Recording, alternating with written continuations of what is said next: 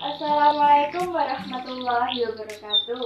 Sebelumnya, perkenalkan terlebih dahulu, nama saya Nurul Hasana, NIM P18097 dari kelas P18D. Pada kesempatan kali ini, saya mengucapkan terima kasih untuk waktunya yang diberikan kepada saya, sehingga saya dapat mempresentasikan nilai proposal KTI saya yang berjudul Asuhan Keperawatan pada Pasien Diabetes Mellitus Tipe 2 dalam Pemenuhan Kebutuhan Nutrisi, yang disusun oleh Nurul Hasanah, NIM P18097, Prodi D3 Keperawatan, Fakultas Ilmu Kesehatan, Universitas Kusuma Anugrah Surakarta, tahun 2020. Baiklah, untuk mempersingkat waktu, saya akan mempresentasikan tentang nilai proposal KTI saya. Nilai proposal KTI saya terdiri dari 3 bab, yaitu bab 1 pendahuluan, bab 2 tinjauan pustaka, dan bab 3 yaitu metodologi penelitian. Baiklah, untuk yang pertama saya akan menjelaskan tentang bab 1, bab pendahuluan, yang terdiri dari latar belakang, rumusan masalah, tujuan, serta manfaat. Untuk data yang saya dapatkan, prevalensi penyakit diabetes mellitus atau DM setiap tahunnya mengalami peningkatan di seluruh dunia menurut WHO 2016. Nah, berdasarkan data International Diabetes Federation atau IDF, Indonesia menempati peringkat ke-7 di dunia dengan jumlah penyandang DM tertinggi, yaitu mencapai 10 juta dan diprediksi akan mengalami kenaikan menjadi 16,2 juta pada tahun 2040. Data tersebut data dari IDF tahun 2015. Nah, menurut data Riset Kesehatan Dasar atau Riskesdas tahun 2018 menyatakan bahwa jumlah penyandang diabetes mellitus berdasarkan diagnosis dokter di Indonesia mencapai 1.017.290 jiwa dengan provinsi penyandang DM tertinggi yaitu berada di Jawa Barat yang mencapai 186.809 jiwa. Nah, untuk Jawa Tengah sendiri menduduki peringkat kedua yaitu mencapai 132.565 jiwa dengan kabupaten tertinggi yaitu Kabupaten Brebes yang mencapai 4.710 jiwa. Sedangkan untuk penyandang diabetes mellitus di Kota Surakarta sendiri mencapai 1.370 jiwa. Baiklah, berdasarkan uraian latar belakang tersebut, penulis dapat merumuskan rumusan masalah, yaitu bagaimana asuhan keperawatan pada pasien diabetes mellitus tipe 2 dalam pemenuhan kebutuhan nutrisi. Nah, untuk tujuan sendiri terdiri dari 2, yaitu tujuan umum dan tujuan khusus. Untuk tujuan umum yaitu untuk mengetahui bagaimana proses asuhan keperawatan pada pasien diabetes mellitus tipe 2 dalam pemenuhan kebutuhan nutrisi. Sedangkan untuk tujuan khususnya terdiri dari 5, yaitu sesuai dengan proses perawatan. Yang pertama yaitu 1. Untuk melakukan pengkajian keperawatan pada pasien diabetes mellitus tipe 2. Yang kedua, mampu menetapkan diagnosis keperawatan pada pasien diabetes mellitus tipe 2. Yang ketiga, mampu menyusun perencanaan keperawatan pada pasien diabetes mellitus tipe 2. Dan yang keempat, yaitu mampu melaksanakan tindakan keperawatan pada pasien diabetes mellitus tipe 2. Dan yang kelima, yaitu mampu melakukan evaluasi keperawatan pada pasien diabetes mellitus tipe 2. Untuk selanjutnya, saya akan menjelaskan tentang manfaat. Manfaat di sini terdiri dari 2, yaitu manfaat teoritis dan manfaat praktis. Manfaat teoritis sendiri, hasil penelitian ini diharapkan dapat memberikan manfaat keilmuan untuk meningkatkan pengetahuan tentang asuhan keperawatan pada pasien diabetes mellitus tipe 2 dalam pemenuhan kebutuhan nutrisi. Nah, sedangkan untuk manfaat praktis yakni terdiri dari 4, yaitu bagi perawat, bagi rumah sakit, bagi institusi pendidikan, dan pasien dan keluarga. Baiklah, untuk selanjutnya saya akan menjelaskan tentang bab 2 saya, yaitu bab tinjauan pustaka, yang terdiri dari tinjauan teori, kerangka teori, dan kerangka konsep. Untuk tinjauan teori sendiri Yang pertama saya akan menjelaskan tentang definisi dari diabetes mellitus tipe 2. Diabetes mellitus tipe 2 adalah gangguan metabolik kronis atau menahu yang tidak dapat disembuhkan tetapi dapat dikontrol, yang ditandai dengan hiperglikemia yang disebabkan oleh defisiensi insulin atau ketidakadekuatan penggunaan insulin. Itu tadi menurut Dionos 2013. Apa sih itu hiperglikemia? Yaitu kondisi ketika kadar glukosa darah melebihi dari nilai normal. Berapakah nilai normal dari kadar glukosa darah? Nah, menurut WHO 2016, kadar glukosa darah normal sebelum sarapan yaitu mencapai 70 sampai 130 mg/dl. Nah, setelah makan atau mengkonsumsi makanan, kadar glukosa darah tidak akan lebih dari 180 mg/dl. Nah, untuk selanjutnya yaitu etiologi. Etiologi di sini disebabkan oleh beberapa faktor, yaitu faktor usia, faktor imunologi, faktor genetik, dan faktor obesitas. Sedangkan untuk klasifikasinya sendiri terdiri dari 4 juga, yaitu diabetes mellitus tipe 1, diabetes mellitus tipe 2, diabetes mellitus tipe lain, dan pada diabetes mellitus kehamilan. Klasifikasi tadi berdasarkan De Crowley 2014. Nah, bagaimana sih manifestasi tanda gejala dari diabetes mellitus sendiri, yaitu adanya kenaikan kadar glukosa darah yang melebihi dari normal, yaitu dalam keadaan puasa berkisar sekitar 60-80 mg/dl, sedangkan setelah makan yaitu 120 sampai 160 mg/dl. Tadi menurut pendapat dari Krishnatuti 2014. Nah, untuk komplikasi dari diabetes mellitus sendiri yaitu bisa menyebabkan gangguan sirkulasi perifer atau penyakit ginjal, kemudian ketosidosis, kemudian koma atau penurunan kesadaran pada pasien, kemudian gangguan penglihatan, gangguan neurologi, serta genre diabetik atau pembusukan atau luka pada tubuh pasien dengan diabetes mellitus.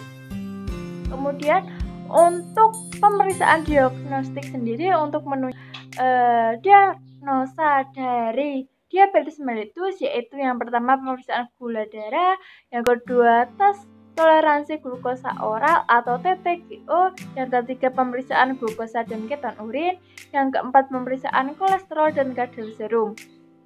Nah, untuk penata laksanaan sendiri, untuk penata laksanaan diabetes mellitus dapat dilakukan dengan cara yaitu yang pertama menormalkan kadar glukosa darah pada pasien, yang kedua mencegah komplikasi vesikuler, yang ketiga mencegah terjadinya hipoglikemia atau ketoasidosis.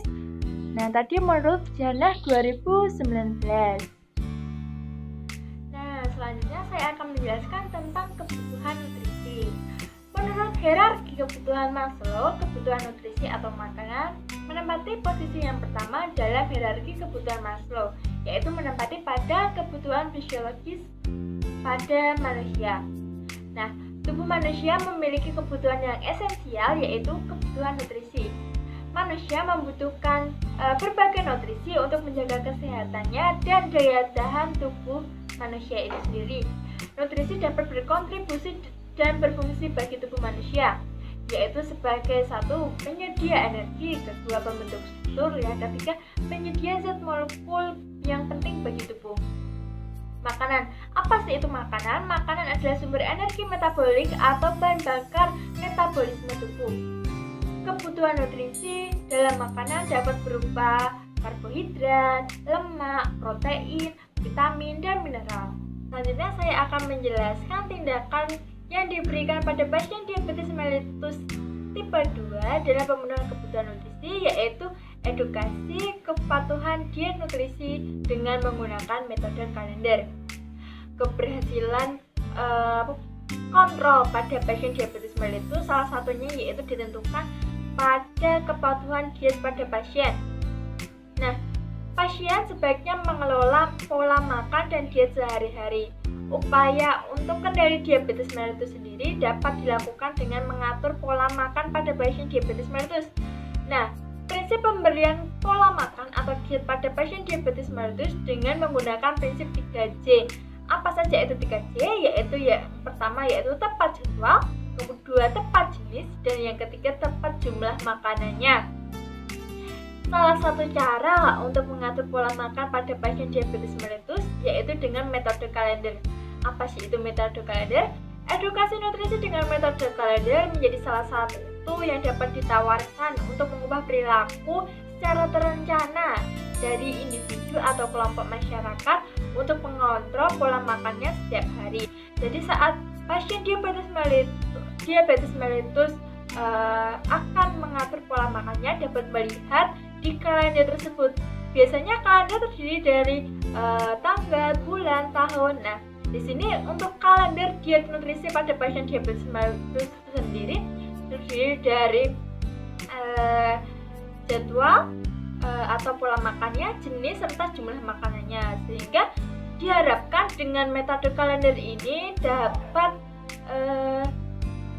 mengatur stabilan kadar glukosa darah pada pasien diabetes mellitus. Saya akan menjelaskan tentang kerangka teori. Kerangka teori dalam studi kasus ini yaitu diabetes mellitus dapat disebabkan karena usia, faktor imunologi, genetik, serta obesitas. Usia di sini yaitu penurunan fisiologis pada diri seseorang. Faktor imunologis yaitu respon autoimun yang abnormal. Genetik yaitu individu yang memiliki antigen atau keturunan, misalnya dari ayah menurunkan ke anaknya. Nah, yang selanjutnya yaitu obesitas atau peningkatan beban metabolisme pada diri seseorang.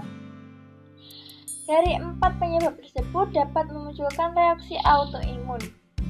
Proses terjadinya diabetes mellitus dimulai dari retensi insulin yang menunjukkan penurunan sensitivitas jaringan pada insulin. Normalnya insulin dapat mengikat reseptor khususnya pada permukaan sel dan mengawali rangkaian reaksi yang meliputi metabolisme glukosa.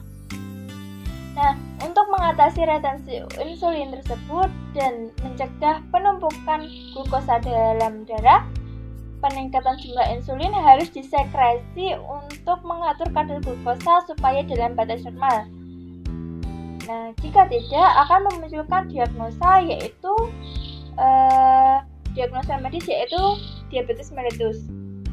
Seseorang dengan diabetes mellitus akan mengakibatkan sel beta pada pankreas hancur atau menurun. Hal ini dapat memunculkan tanda dan gejala sebagai berikut.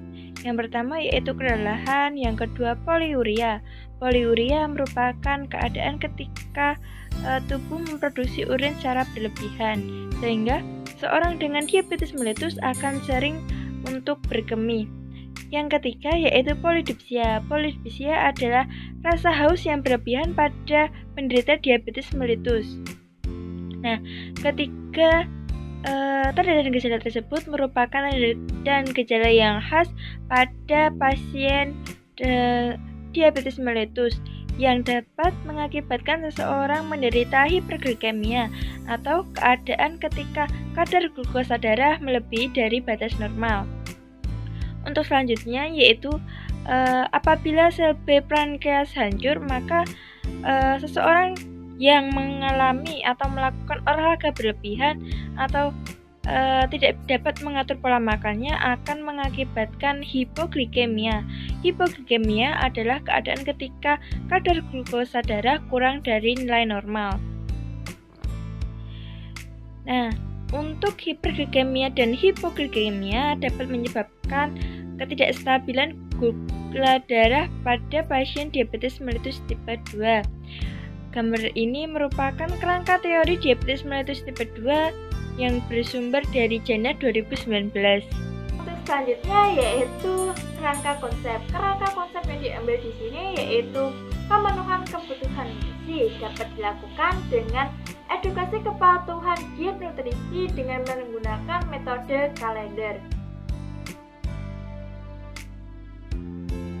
Baiklah, untuk selanjutnya saya akan menjelaskan tentang metodologi penelitian pada bab 3. Nah, metodologi penelitian dalam studi kasus ini meliputi 1. Rancangan studi kasus. Rancangan studi kasus ini adalah studi kasus untuk mengeksplorasi masalah asuhan keperawatan pada pasien diabetes mellitus tipe 2 dalam pemenuhan kebutuhan nutrisi. Untuk yang kedua yaitu subjek studi kasus. Subjek yang digunakan dalam asuhan keperawatan ini menggunakan satu pasien diabetes mellitus tipe 2 dalam pemenuhan kebutuhan nutrisi. Untuk yang ketiga yaitu fokus studi kasus. Fokus dalam studi kasus ini adalah pemberian edukasi diet nutrisi dengan menggunakan metode kalender dalam pemenuhan kebutuhan nutrisi pada pasien diabetes mellitus tipe 2. Untuk yang keempat yaitu definisi operasional. Definisi operasional dalam studi kasus ini meliputi definisi operasional diabetes mellitus, pemenuhan kebutuhan nutrisi, edukasi dengan menggunakan metode kalender. Nah, untuk yang kelima yaitu tempat dan waktu penelitian. Tempat dan waktu penelitian tempat studi kasus ini akan dilaksanakan di ruang rawat inap RSUD Dr. Muwardi Surakarta. Untuk studi kasus ini diberikan waktu selama 2 minggu yaitu 12 Mei sampai 26 April 2020. Pengumpulan data. Pengumpulan data dalam studi kasus ini yaitu meliputi wawancara, observasi, dokumentasi, serta studi kepustakaan.